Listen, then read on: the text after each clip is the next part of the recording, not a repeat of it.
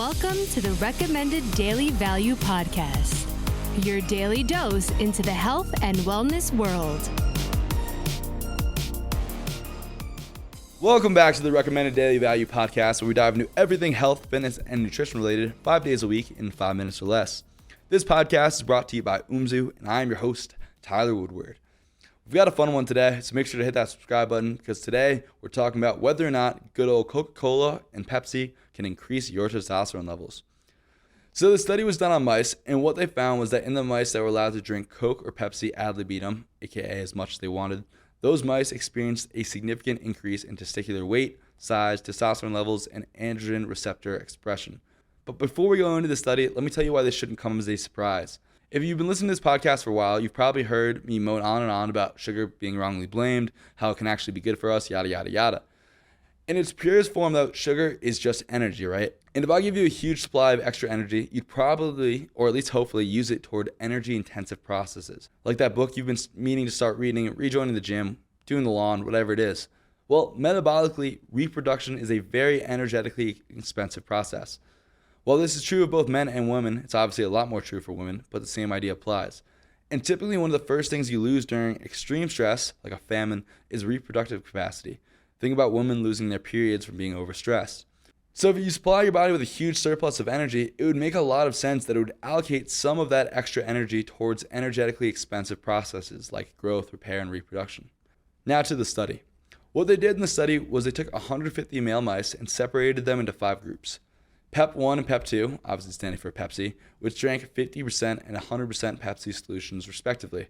And then Coke 1 and Coke 2, which drank 50 and 100% Coca-Cola solutions respectively. And a final control group, which just drank water. Then for 15 days, these mice were allowed to drink ad libitum or as much of whatever drink they were assigned.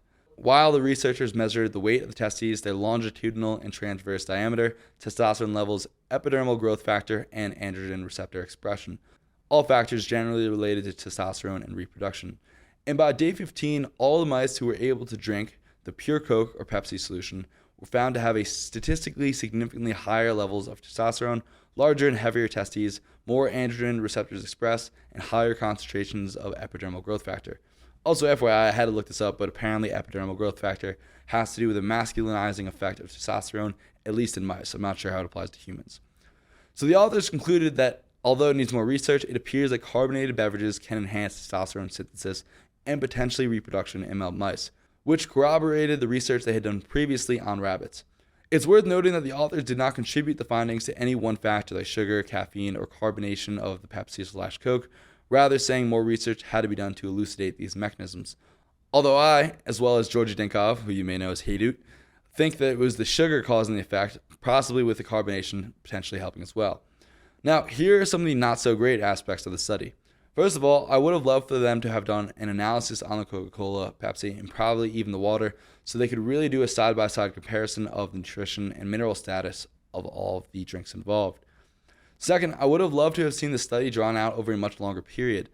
I'd like to see the effects of the ad libitum carbonated beverage consumption over 2, 3, 4, 6 months, even a year, to see if these testosterone-boosting effects continue to rise, which they obviously probably would not, or more likely for them to level off, but potentially even for them to tank afterwards.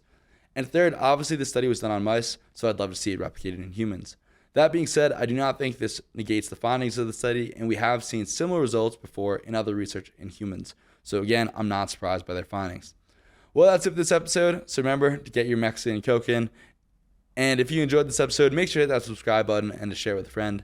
And remember, these opinions are my own, based on my own research and experiences, and it is not medical advice. Till next time, be good.